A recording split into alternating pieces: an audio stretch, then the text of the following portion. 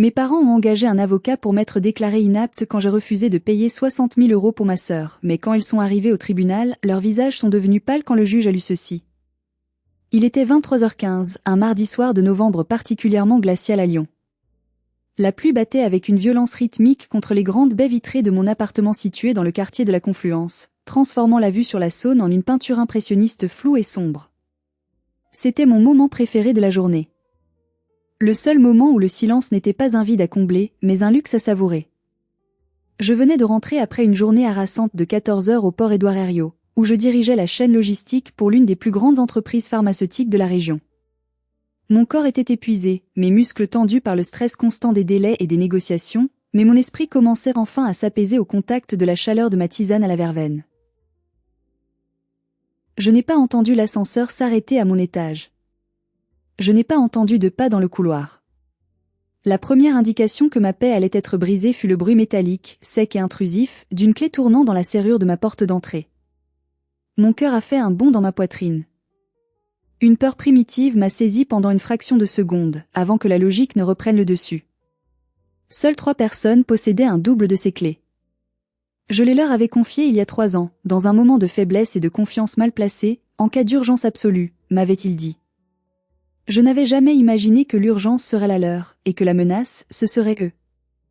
La porte s'est ouverte avec fracas, heurtant la butée en caoutchouc fixée au mur. Le vent froid du couloir s'est engouffré dans mon salon, portant avec lui une odeur familière et nauséabonde, un mélange de parfums de luxe trop lourd, de tabac froid et, plus subtilement, d'alcool rassis. Ma sœur aînée, Aliénor, est entrée la première. À 33 ans, elle s'habillait toujours comme si elle en avait 20. Refusant de laisser partir une jeunesse qu'elle avait passée à brûler la chandelle par les 2 bouts. Ce soir-là, son mascara coulait sur ses joues, ruinant un maquillage qui avait dû lui prendre 2 heures à appliquer.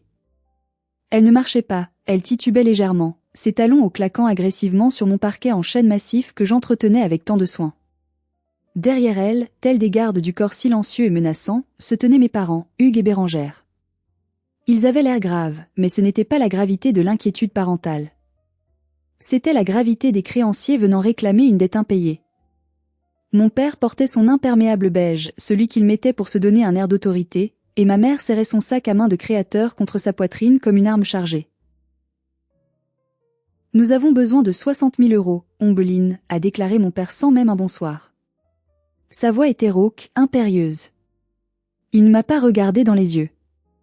Il fixait le grand vase en cristal sur ma table basse, évaluant probablement déjà sa valeur marchande.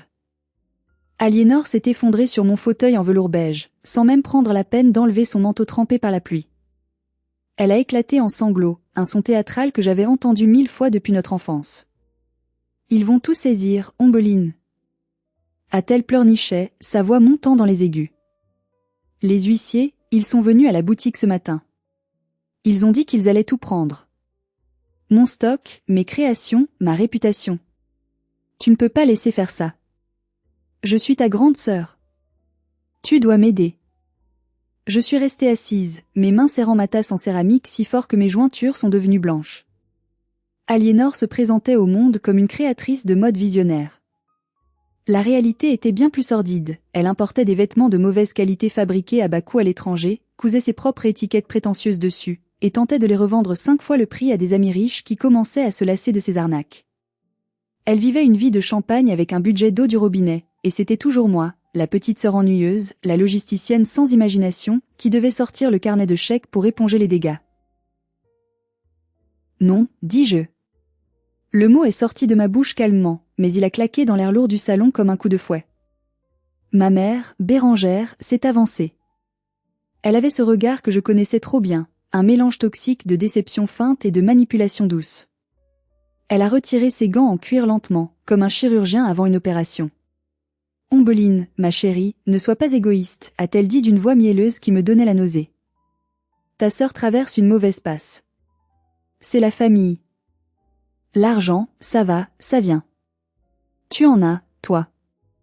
Tu n'as pas d'enfant, pas de mari, tu as juste ça. » Elle a fait un geste dédaigneux de la main, englobant mon appartement immaculé, mes livres, mon art, tout ce que j'avais construit seul.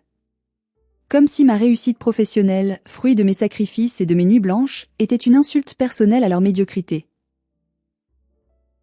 J'ai dit non, maman. La dernière fois, c'était 15 000 € pour l'accident de voiture qu'elle a causé en état d'ivresse. La fois d'avant, 20 000 pour le lancement de sa marque qui n'a jamais décollé. C'est fini. La banque est fermée. Je ne suis pas votre plan de retraite et je ne suis pas son assurance vie. Le silence qui a suivi était total. Aliénor a arrêté de pleurer instantanément, comme si on avait appuyé sur un interrupteur. Son visage, tordu par la fausse tristesse une seconde plus tôt, s'est figé en un masque de haine pure. Mais c'est mon père qui a fait le mouvement fatal. Il n'a pas crié. Il n'a pas supplié. Il a simplement souri, un sourire triste et condescendant qui m'a fait froid dans le dos.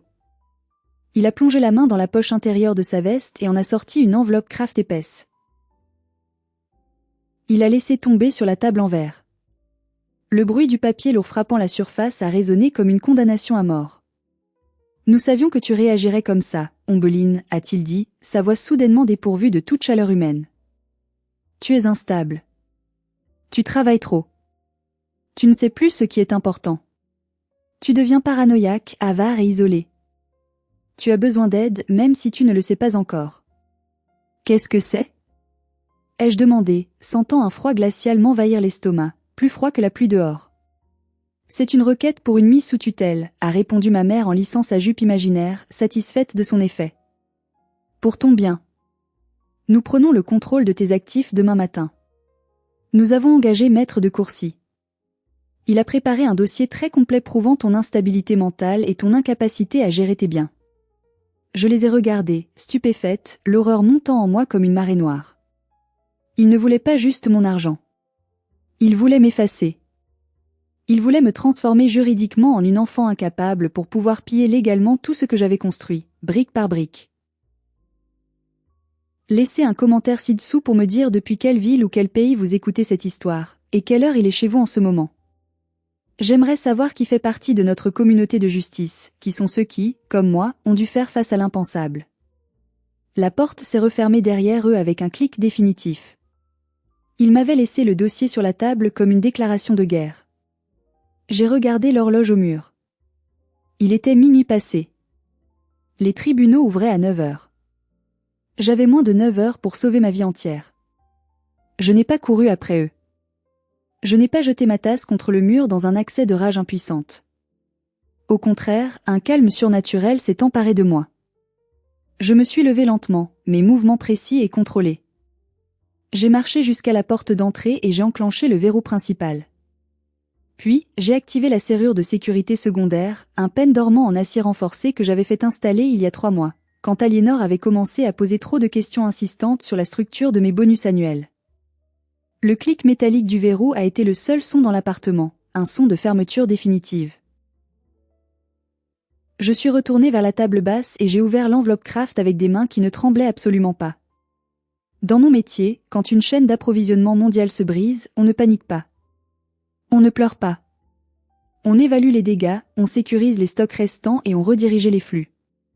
Je n'étais plus leur fille, la petite Ombeline qui cherchait désespérément leur approbation. J'étais un gestionnaire de crise face à une catastrophe majeure. Le document était un chef-d'œuvre de fiction.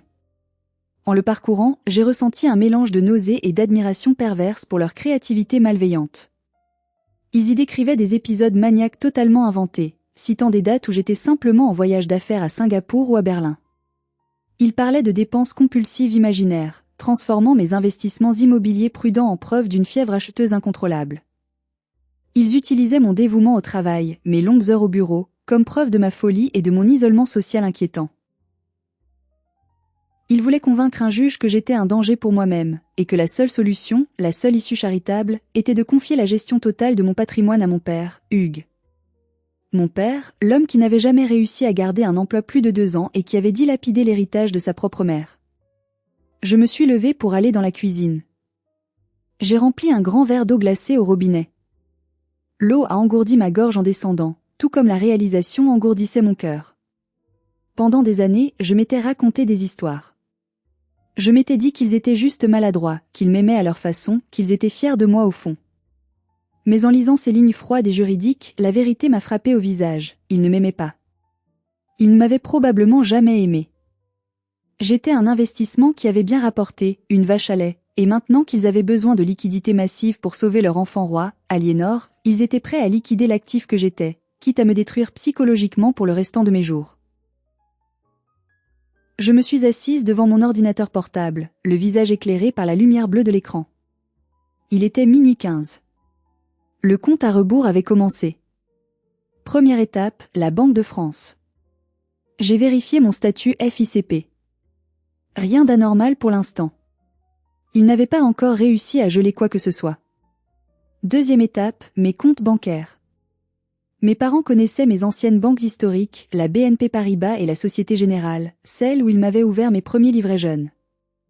Ils connaissaient le nom de mon premier animal de compagnie, un chat nommé Moustache. Ils connaissaient le nom de ma rue d'enfance, rue des Lilas. C'étaient mes questions de sécurité standard, les failles dans mon armure. Je me suis connecté à mon compte principal.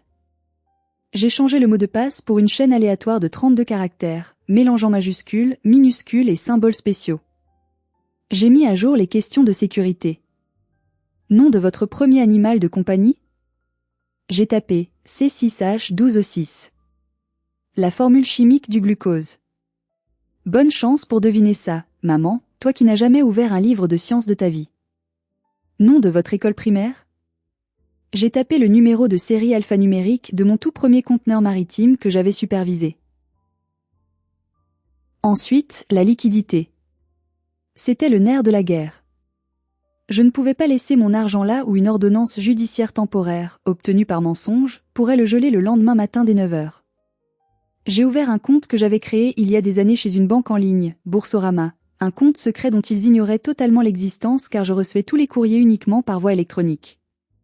J'ai initié un virement immédiat de 90% de mes liquidités. L'écran a clignoté, demandant confirmation. Êtes-vous sûr de vouloir transférer 142 000 euros? J'ai cliqué sur oui sans hésiter une seule seconde. La barre de progression a avancé lentement, trop lentement. Puis, elle est devenue verte. Virement effectué. Je n'ai pas arrêté là. Je me suis connecté au portail des ressources humaines de mon entreprise via mon VPN sécurisé. J'ai supprimé mes coordonnées bancaires pour le virement de salaire mensuel. Si jamais ils arrivaient à geler mes comptes principaux demain, mon salaire ne tomberait pas dans leur piège. Il resterait en attente chez mon employeur, en sécurité dans les coffres de l'entreprise. À 2 heures du matin, j'étais devenu un fantôme financier. J'avais érigé une muraille numérique infranchissable autour de ma vie matérielle. Mais en regardant les lumières de Lyon scintiller dehors, indifférente à mon drame, je savais que ce n'était pas suffisant. La défense ne gagne pas les guerres. Pour survivre à des prédateurs comme eux, il faut attaquer. La fatigue commençait à peser sur mes paupières, mais l'adrénaline qui coulait dans mes veines était un carburant puissant. J'ai ouvert un nouveau fichier Excel vierge. Je l'ai nommé dettefamiliale.xlsx. Mes doigts ont survolé le clavier, hésitant un instant avant de commencer à taper. C'était un exercice de masochisme, une autopsie de ma propre stupidité et de mon besoin pathologique d'être aimé. J'ai commencé à lister, ligne par ligne, chaque centime qu'il m'avait extorqué émotionnellement au fil des 10 dernières années. Chaque ligne était une cicatrice. 2018, lancement du spa de bien-être d'Aliénor. Elle avait juré que c'était le projet de sa vie. Elle avait abandonné au bout de 6 mois parce que se lever tôt était trop difficile. J'avais épongé les pertes, 20 000 euros. 2019, prêt pour la nouvelle voiture de papa, une berline allemande qu'il ne pouvait absolument pas se permettre mais qu'il disait indispensable pour son image. 12 000 euros, jamais remboursés. 2020, frais d'avocat pour l'accident d'Aliénor en état d'ivresse. Elle avait percuté un lampadaire. Maman m'avait appelé en pleurant, disant qu'Aliénor irait en prison si je ne payais pas le meilleur pénaliste de la ville. 15 000 euros pour lui éviter les conséquences de ses actes. 2022, vacances aux Maldives pour l'anniversaire de mariage de mes parents. Ils avaient dit que c'était leur rêve, qu'ils n'avaient jamais rien eu pour eux. J'avais payé les billets et l'hôtel avec ma carte. 10 000 euros. La liste s'allongeait, implacable, obscène. C'était le journal de bord d'une victime consentante. Pourquoi avais-je payé? Parce que je pensais, naïvement, stupidement, qu'à chaque chèque signé, j'achetais un peu de leur amour. Je pensais qu'en les sauvant de leur propre désastre, ils finiraient par me voir, par me respecter. Mais c'était faux. Je n'achetais pas leur amour, je payais un loyer pour exister dans leur vie. Le total en bas de la colonne a clignoté en rouge vif, 214 000 €. Ce n'était pas juste de l'argent. C'était le prix de ma liberté qu'ils m'avaient volé petit à petit, morceau par morceau. C'était une maison que je n'avais pas achetée, des voyages que je n'avais pas faits, des rêves que j'avais reportés pour financer leurs illusions. Soudain, mon téléphone a vibré sur le bureau, me faisant sursauter. Il était 3 heures du matin. Qui pouvait m'appeler à cette heure? J'ai regardé l'écran. Numéro masqué. Mon cœur s'est emballé. Était-ce eux? Avait-il oublié quelque chose? Ou était-ce déjà la police, envoyée par leurs mensonges? J'ai décroché, sans dire un mot, écoutant le silence à l'autre bout du fil. Ombeline? La voix était familière, mais ce n'était pas celle de ma mère ou de ma sœur. C'était une voix que je n'avais pas entendue depuis 10 ans, une voix sèche, précise, comme du papier de verre de haute qualité. C'était ma tante Violaine. La sœur cadette de mon père. La bête noire de la famille. Celle dont on ne prononçait jamais le nom lors des repas de Noël.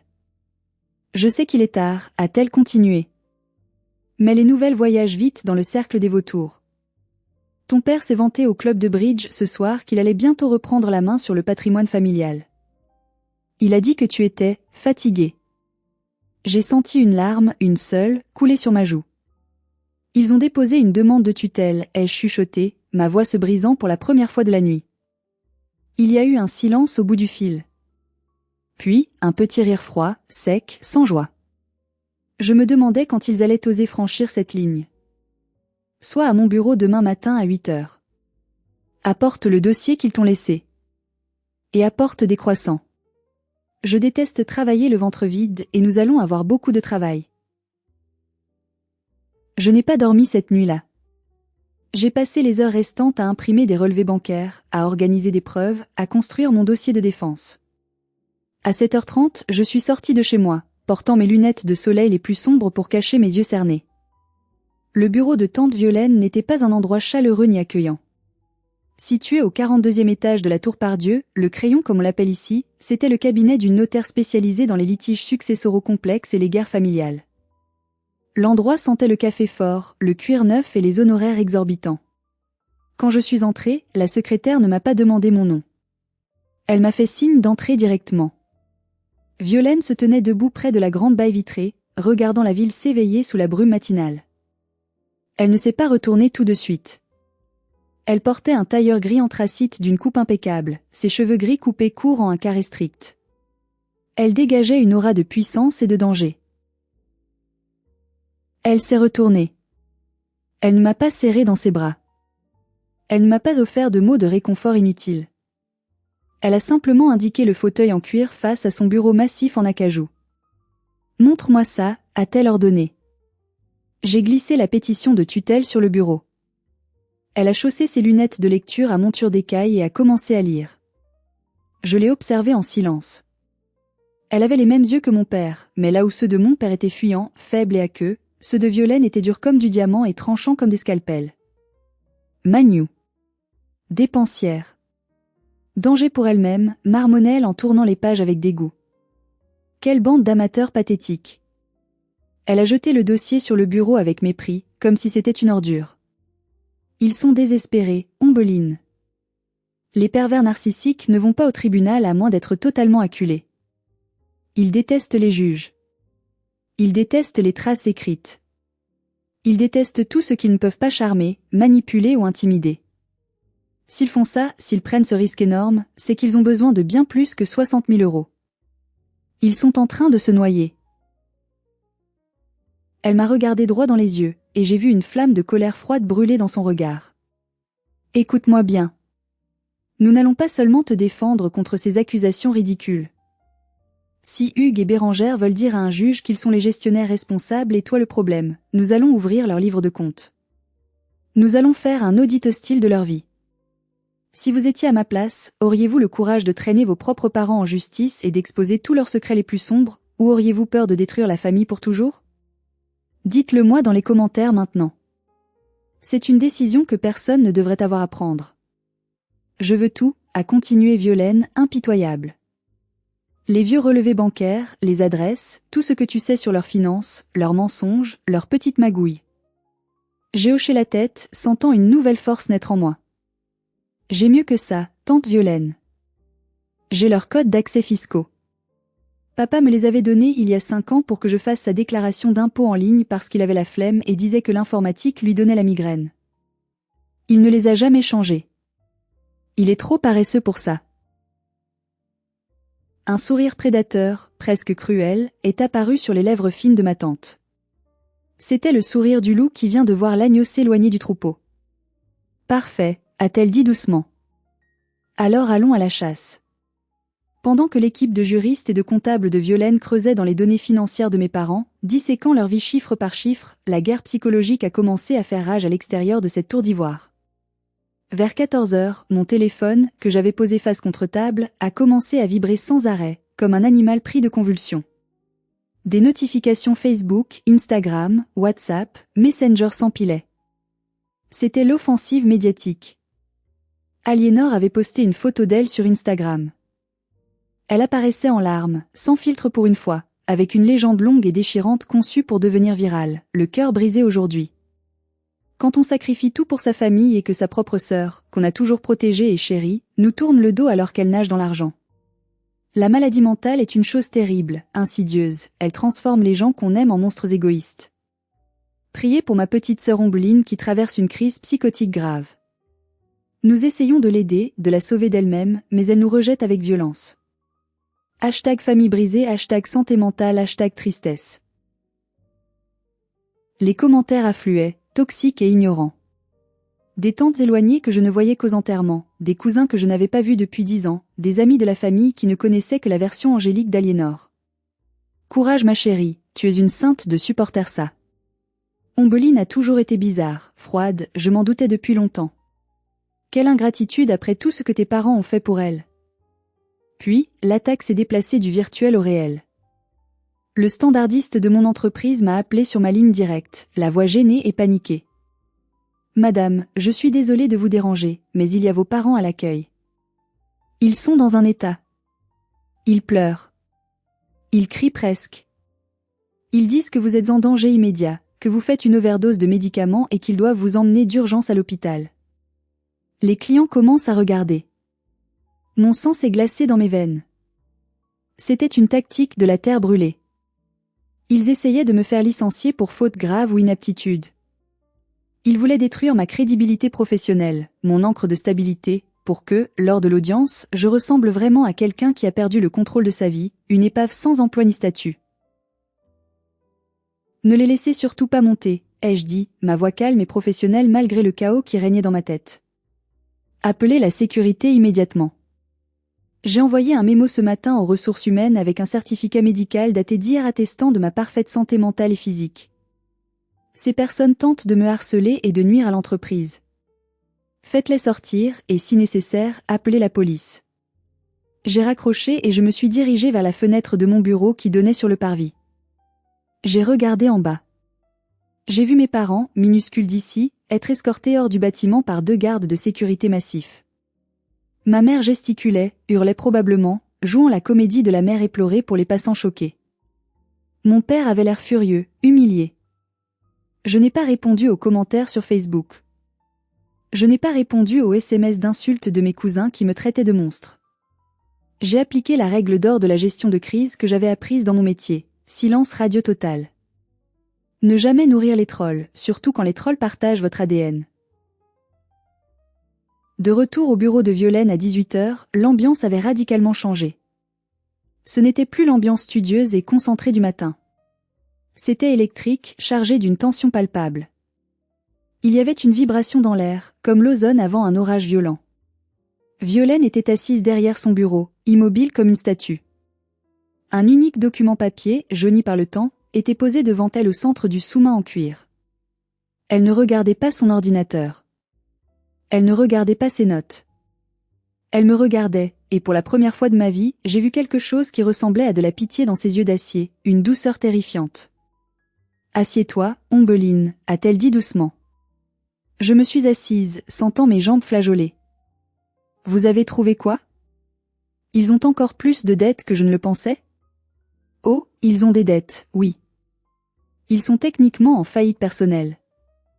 Mais ce n'est pas le plus important. Ce n'est pas la raison de leur panique.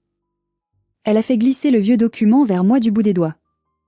C'était une copie certifiée d'actes notariés, datant d'il y a exactement 10 ans. Qui est propriétaire de la villa à Collonges-au-Mont-d'Or? M'a-t-elle demandé, sa voix neutre. J'ai froncé les sourcils, confuse. Mes parents, bien sûr. C'était la maison de mamie Eugénie. Quand elle est morte d'un cancer foudroyant, papa en a hérité. On y vit depuis toujours. Enfin, eux y vivent, moi je suis partie dès que j'ai pu. Non, a dit Violaine, et ce simple mot a fait trembler mes certitudes. Ton père n'en a jamais hérité. Il t'a menti. Il vous a tous menti. J'ai regardé le document. C'était le testament holographe de ma grand-mère Eugénie. Je me souvenais d'elle comme d'une femme sévère mais juste, une matriarche qui détestait la paresse chronique de mon père et la vanité superficielle de ma mère. Regarde la clause bénéficiaire, paragraphe 4, a pointé Violaine. Je l'ai lu. Les mots juridiques dansaient devant mes yeux fatigués avant de prendre sens, formant une vérité impossible. Je lègue la nue propriété de la propriété sise à Collonges-au-Mont-d'Or à ma petite-fille, Ombeline, à titre exclusif et privatif. L'usufruit, c'est-à-dire le droit d'habiter et d'user des lieux, est accordé à mon fils Hugues jusqu'au 30e anniversaire d'Ombeline, date à laquelle la pleine propriété sera réunie de plein droit entre les mains d'Ombeline. J'ai relu la phrase 3 fois, mon cerveau refusant de traiter l'information. Je ne comprends pas. Ai-je murmuré. Ta grand-mère savait, a expliqué Violaine avec une tristesse infinie. Elle savait qui était son fils. Elle savait que si elle laissait la maison à ton père en pleine propriété, il l'hypothéquerait dans l'année pour payer les caprices d'Aliénor et qu'ils finiraient tous à la rue. Alors elle a sauté une génération. Elle t'a laissé la maison pour la protéger. Ton père n'avait que le droit d'y vivre jusqu'à tes 30 ans. Mon cœur a raté un battement, puis s'est mis à battre à tout rompre. J'aurai 30 ans le mois prochain, le 12 décembre. Violaine a hoché la tête gravement. Exactement. C'est pour ça qu'ils paniquent maintenant. C'est pour ça qu'ils veulent la tutelle cette semaine. Ce n'est pas pour les 60 000 € de dette d'Aliénor. C'est parce que dans 18 jours, tu deviens légalement la seule et unique propriétaire de la villa, et tu as le droit absolu de les mettre dehors. S'ils te mettent sous tutelle avant cette date, ton père reste ton gestionnaire légal. Il garde la maison. Il garde le secret. Il garde le contrôle sur toi et sur le toit au-dessus de sa tête. Tout s'est mis en place dans mon esprit avec la violence d'un accident de voiture. La cruauté de leur démarche. L'urgence soudaine. Ce n'était pas de l'inquiétude parentale. C'était un braquage. C'était un vol organisé. Ils vivaient dans ma maison depuis 10 ans, attendaient que mon droit de propriété s'active pour me le voler légalement avant que je ne découvre la vérité. Ton père, en tant qu'exécuteur testamentaire à l'époque, a caché ce document. Il a menti au notaire de famille, il a menti à l'administration fiscale. Il a commis un abus de confiance, un faux et usage de faux, et un recel successoral. C'est criminel, Ombeline. Il risque la prison. Je me suis levée et je suis allée à la fenêtre, regardant les lumières de la ville qui s'étendaient à l'infini. La colère que je ressentais n'était plus chaude, n'était plus émotionnelle. Elle était devenue froide, absolue, chirurgicale. C'était la colère d'un juge, pas d'une victime. Ils ont essayé de me faire passer pour folle pour me voler mon héritage, ai-je dit, ma voix calme et terrifiante. Oui, a répondu Violaine. Je me suis retournée vers elle, les yeux secs. Alors allons au tribunal. Et détruisons-les. Les jours précédant l'audience ont été une torture psychologique, mais curieusement, pas pour moi. Pour eux. Sur les conseils stratégiques de Violaine, j'ai joué la morte. J'ai disparu. Je n'ai répondu à aucun appel, ni de la famille, ni des amis communs. Je n'ai pas contesté leurs mensonges sur les réseaux sociaux. Je n'ai pas bougé le petit doigt. Ce silence absolu les a rendus confiants, arrogants. Ils ont dû penser que j'étais recroquevillée dans mon appartement, brisée par la honte, ou peut-être droguée par des anxiolytiques comme il avait prétendu dans leur dossier. Aliénor continuait de poster, de plus en plus arrogante, partageant des photos d'elle essayant des tenues pour le tribunal comme si c'était un défilé de mode. Mon père a même laissé un message vocal sur mon répondeur la veille de l'audience. « Ombeline, c'est papa. On se voit au tribunal demain. Ne t'inquiète pas, après ça, on s'occupera de tout. Tu pourras te reposer. On gérera tes comptes et tes soucis. Ça va aller. » Il parlait avec une condescendance esséurante, comme on parle à un animal malade qu'on s'apprête à euthanasier pour son propre bien. Il pensait avoir déjà gagné. La veille de l'audience, j'ai préparé mes vêtements avec le soin d'un guerrier enfilant son armure. Je n'ai pas choisi un tailleur de victime, aux couleurs douces pour inspirer la pitié. J'ai choisi mon costume de travail le plus strict, un bleu marine profond, presque noir, celui que je porte pour négocier des contrats de plusieurs millions avec les syndicats de dockers intraitables. J'ai tiré mes cheveux en un chignon serré, ne laissant aucune mèche rebelle. Pas de maquillage excessif. Juste de la rigueur. Je me suis regardée dans le miroir de ma salle de bain. Je n'étais plus la petite sœur effacée. Je n'étais plus la fille ingrate. J'étais la propriétaire. Et demain, j'allais récupérer mes clés. Le tribunal d'instance de Lyon est un bâtiment imposant, froid et impersonnel, où les drames humains se jouent sous des néons fluorescents qui donnent à tout le monde un teint maladif. Dans la salle d'audience numéro 4, mes parents et Aliénor étaient déjà là, assis sur le banc de gauche. Ils avaient soigné leur mise en scène dans les moindres détails. Ma mère portait un vieux gilet gris un peu trop grand, qu'elle n'avait jamais mis de sa vie, tenant un mouchoir en papier qu'elle tamponnait régulièrement sur des yeux parfaitement secs. Aliénor était habillée sobrement pour une fois, sans bijoux voyants, la tête basse, jouant la sœur dévouée et accablée. Mon père avait l'air grave, le poids du monde sur ses épaules, le patriarche soucieux. Leur avocat, maître de Courcy, un homme pompeux qui aimait s'écouter parler et faisait de grands gestes théâtraux, a commencé sa plaidoirie. « Monsieur le juge, nous sommes ici devant une tragédie familiale déchirante. Mademoiselle Ombeline est une jeune femme brillante qui a malheureusement perdu pied avec la réalité. Elle souffre de délire paranoïaque, d'isolement morbide. Elle a coupé les ponts avec sa famille aimante qui ne cherche qu'à l'aider. Elle dilapide ses économies dans des virements suspects vers des banques en ligne obscures, comme nous l'avons constaté récemment. Ses parents, ici présents, le cœur brisé, ne demandent qu'une chose, la protéger d'elle-même avant qu'il ne soit trop tard. Il a sorti des graphiques colorés, des impressions de mes comportements erratiques, qui n'étaient en fait que mes mesures de défense financière. Il a peint le portrait d'une folle.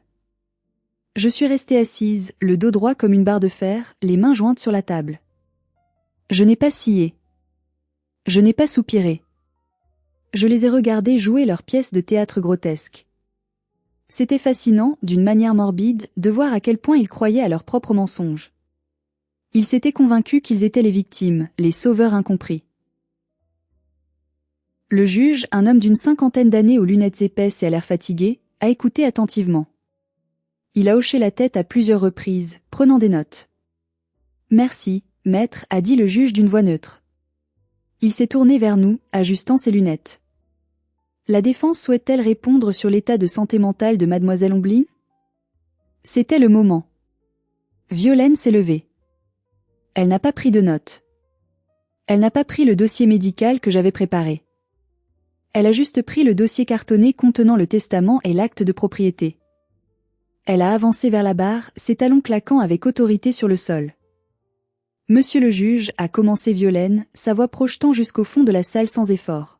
« Nous ne sommes pas ici pour discuter de la santé mentale de ma cliente. Elle a été évaluée par 2 experts psychiatres indépendants agréés par les tribunaux cette semaine, et les certificats sont dans votre dossier. Elle est parfaitement saine d'esprit, lucide et compétente. » Elle a fait une pause dramatique, laissant le silence s'installer et peser sur la salle.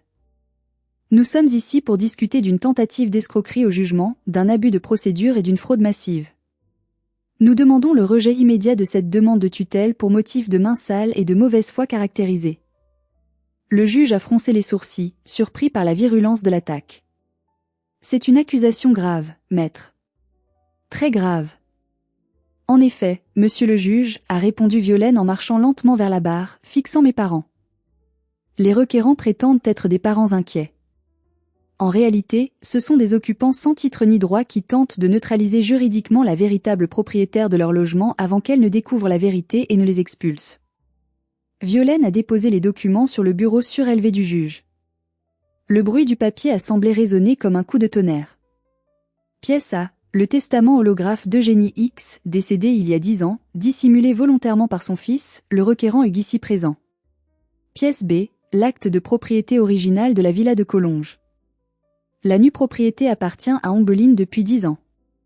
L'usufruit des parents s'éteint automatiquement et irrévocablement le jour de ses 30 ans, soit dans exactement 18 jours. J'ai vu le moment précis où le juge a compris. J'ai vu ses yeux parcourir les lignes, vérifier les dates, puis se lever lentement vers mes parents. Son expression est passée de la neutralité professionnelle à une colère contenue. C'est là que c'est arrivé. C'est l'image qui restera gravée dans ma mémoire pour toujours, ma récompense pour toutes ces années de souffrance. Le visage de mon père, qui était rouge d'indignation feinte quelques secondes plus tôt, s'est vidé de tout son sang en une fraction de seconde. Il est devenu d'un gris cendreux, cadavérique. Il a ouvert la bouche comme un poisson hors de l'eau, mais aucun son n'est sorti. Ses yeux étaient écarquillés de terreur. Il savait. Il savait qu'il avait été pris la main dans le sac. Ma mère a cessé de pleurer instantanément, oubliant son rôle de mère éplorée. Elle a agrippé le bras de mon père, ses ongles s'enfonçant dans la manche de sa veste, le visage tordu par la panique. Aliénor, qui ne comprenait rien aux subtilités juridiques de l'usufruit, regardait autour d'elle avec confusion, sentant la panique émaner de ses parents comme une odeur de brûlé, mais ne sachant pas encore pourquoi le ciel leur tombait sur la tête. Monsieur Hugues, a dit le juge, sa voix dangereusement calme, presque un murmure. Est-il vrai que vous vivez dans une propriété de plusieurs millions d'euros qui doit revenir de plein droit à votre fille dans 2 semaines, et que vous avez omis de mentionner ce détail crucial dans votre requête de tutelle ? L'avocat de mes parents, maître de Courcy, s'est tourné vers ses clients, stupéfait. Son arrogance s'était évaporée. Vous ne m'avez jamais parlé d'un testament ou d'une fin d'usufruit, a-t-il chuchoté assez fort pour qu'on l'entende, furieux d'avoir été ridiculisé. C'était un malentendu, a bégayé mon père, sa voix tremblante. Nous gardions la maison pour elle. C'est pour la protéger. Elle n'est pas prête à gérer un tel patrimoine. Silence. A tonné le juge. Il a frappé son marteau sur le bureau. Le bruit a fait sursauter tout le monde. La demande de tutelle est rejetée avec effet immédiat. De plus, au vu de la gravité des faits révélés, je transmets ce dossier au procureur de la République ce matin même pour l'ouverture d'une enquête pénale sur des faits de recel de succession, abus de confiance, faux et usage de faux, et tentative d'escroquerie au jugement. Ma mère a poussé un cri étouffé, portant la main à sa bouche. Et concernant les frais de justice, a ajouté le juge en me regardant, et pour la première fois, son regard était doux. Je condamne les requérants à payer l'intégralité des frais de la défense, ainsi que 5 000 € de dommages et intérêts à mademoiselle Ombeline pour procédure abusive. L'audience est levée. En sortant de la salle, je suis passé à côté d'eux. Aliénor me regardait avec une haine pure, mais aussi, pour la première fois, avec de la peur. Une peur viscérale. Mon père était effondré sur sa chaise, anéanti. Je ne leur ai pas dit un mot. Je n'avais pas besoin de le faire. La loi venait de parler pour moi. Je ne suis pas allé boire du champagne pour fêter ça. Ce n'était pas une victoire joyeuse, c'était une exécution nécessaire. Je suis monté dans ma voiture. Violaine m'a suivi dans la sienne. Nous avions un dernier arrêt à faire, le plus difficile mais le plus important. J'avais engagé un huissier de justice, maître Dupont, qui nous attendait déjà devant la grille de la villa de Collonges. Techniquement, ils avaient encore le droit d'y vivre pour 18 jours. Mais avec le jugement pour procédure abusive et l'enquête pénale qui s'ouvrait, Violaine avait obtenu une ordonnance d'urgence pour sécuriser les lieux et faire un inventaire conservatoire, afin d'éviter qu'ils ne vendent les meubles, les tableaux ou les bijoux de famille qui m'appartenaient aussi selon le testament. Nous savions qu'ils essaieraient de piller la maison avant de partir. Quand nous sommes arrivés, ils venaient tout juste de rentrer du tribunal. Leur voiture était garée de travers dans l'allée. Ils étaient dans le salon, en train de crier les uns sur les autres, cherchant un coupable à leur désastre. J'ai ouvert la porte avec mes clés, celles que je n'avais jamais rendues malgré leurs demandes incessantes au fil des années. « Bonjour », dis-je en entrant. Ils se sont figés. Le silence est retombé, lourd et hostile. « Sors de chez moi », a hurlé ma mère, le visage rouge de rage. « Comment oses-tu venir ici après ce que tu as fait ? » C'est chez moi, ai-je corrigé calmement, savourant chaque mot. Et voici maître Dupont, huissier de justice assermenté. Il est ici pour inventorier chaque meuble, chaque tableau, chaque cuillère en argent. Si quoi que ce soit disparaît avant votre départ définitif, ce sera considéré comme du vol aggravé et je porterai plainte immédiatement. Aliénor s'est précipitée vers moi, les yeux fous. Tu ne peux pas nous faire ça. Je suis ta sœur. Je suis enceinte. Elle a sorti la carte ultime. Le mensonge de la grossesse. La dernière tentative désespérée pour obtenir un sursis par la pitié. Je l'ai regardée, fatiguée de ces mensonges. Arrête, Aliénor. J'ai vu tes stories Instagram hier soir. Tu buvais du vin rouge. Tu n'es pas enceinte. Tu es juste fauchée, et pour la première fois de ta vie, personne ne viendra te sauver. Je me suis tournée vers mon père. Il était assis dans le fauteuil de grand-père, l'air d'avoir vieilli de 20 ans en 1 heure. Il ne me regardait pas. Vous avez 18 jours pour partir, ai-je dit. Le jour de mes 30 ans, à 9 heures du matin précise, les serrures seront changées. Si vous êtes encore là, la police vous sortira par la force. Où est-ce qu'on va aller? À pleurnichait mon père, sa voix brisée. On n'a nulle part où aller. On n'a pas d'argent pour une caution. On est ruiné. Vous devriez peut-être demander à Aliénor de vous aider, ai-je suggéré froidement. Après tout, vous avez investi plus de 200 000 € sur elle ces 10 dernières années. C'est le moment de toucher vos dividendes. Demandez-lui de vous héberger. J'ai tourné les talons et je suis sorti. L'air frais de la colline n'a jamais senti aussi bon. C'était l'odeur de la justice. 1 semaine plus tard, j'étais assise seule dans mon appartement à la Confluence. Le calme était revenu, un vrai calme cette fois, pas le calme avant la tempête. Mes parents avaient trouvé un petit appartement de location médiocre en banlieue lointaine. Aliénor avait dû prendre un travail de vendeuse dans un centre commercial pour survivre, ce qu'elle considérait comme la pire humiliation de sa vie, mais qui était peut-être la première étape vers une vraie vie d'adulte. J'ai ouvert mon ordinateur portable une dernière fois. Le fichier d'aides-familiales.xlsx était toujours là, sur mon bureau. J'ai ouvert le fichier. Le total s'affichait toujours en rouge agressif, 214 000 €. J'ai regardé ce chiffre longuement. Pendant des années, ce chiffre avait été une chaîne autour de mon cou. C'était la preuve tangible de mon amour désespéré et la mesure exacte de mon exploitation. Chaque euro représentait une fois où j'avais dit oui alors que je voulais dire non. Chaque euro était un morceau de mon estime de soi que j'avais vendu.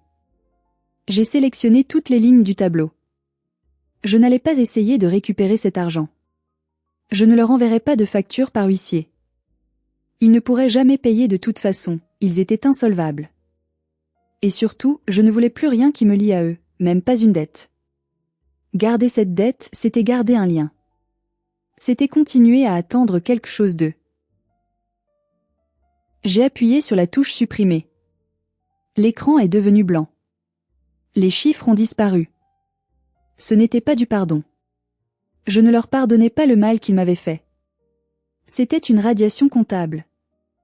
C'était une créance irrécouvrable que j'effaçais définitivement des livres pour que mon entreprise personnelle, ma vie, puisse enfin redevenir profitable et saine.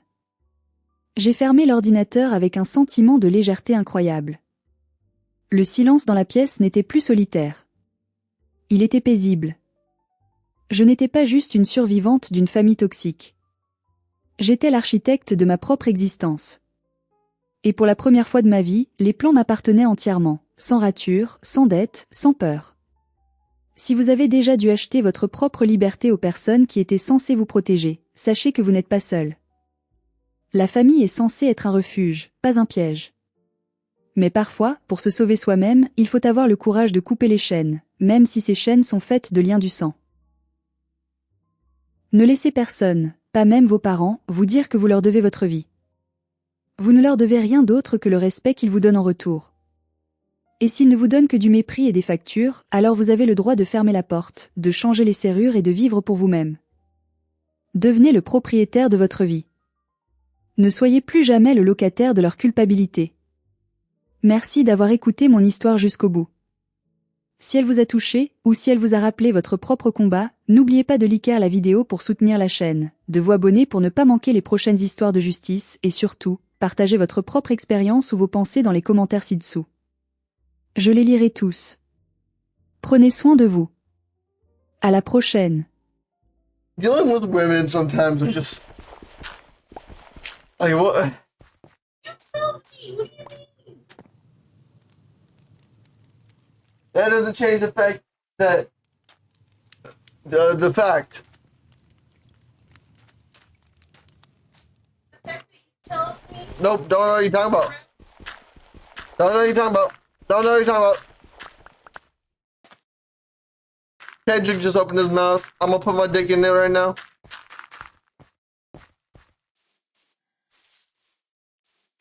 I won't count it.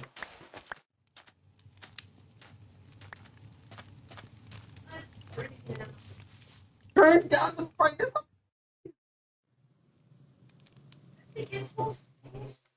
She's just wham. Oh, I miss Java.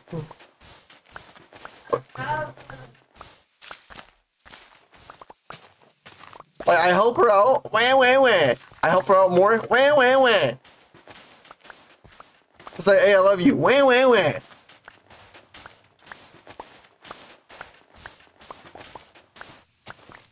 Chat, I think this haircut's making me want to abuse women.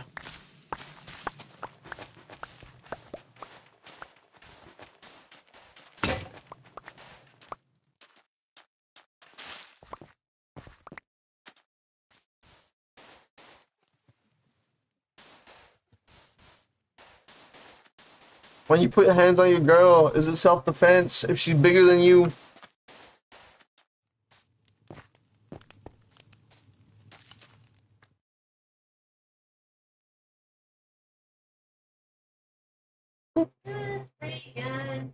Huh? Hey, Pinion. You want to play a game or not? I like cooking. I know, but I helped you out, and then you got mad at me for helping you out, and then I helped you out more, and then you started complaining more, and then you're like, wait, I died by a creeper, and you killed me. It's like, okay, where allegations are crazy. Sounds more pretty.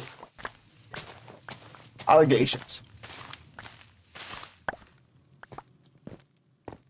That's gonna be shit.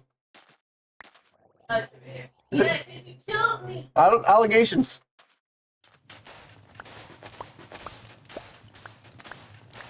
No, yeah. No, yeah.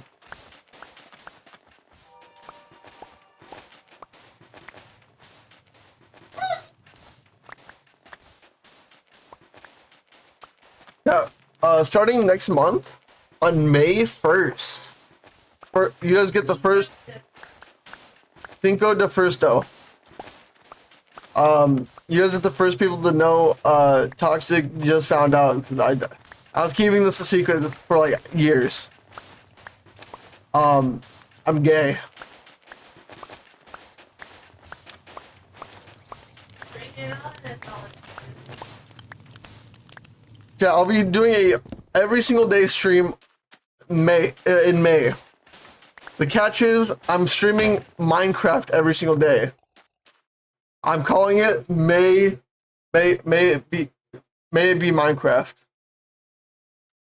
I know it sounds corny, but like it is what it is. You guys can suck my dick. I know ya. I know ya. Oh, my nose.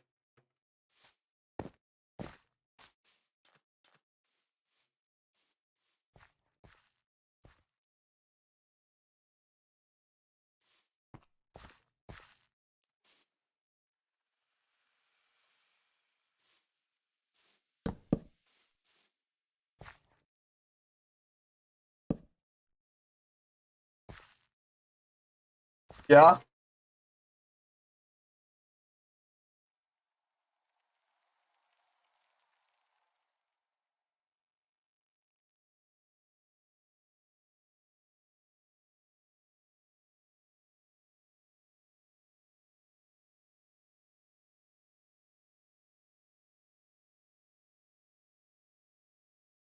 Did you turn down the render distance again? Okay, never mind. I'm like, no fucking way you turned it down for what?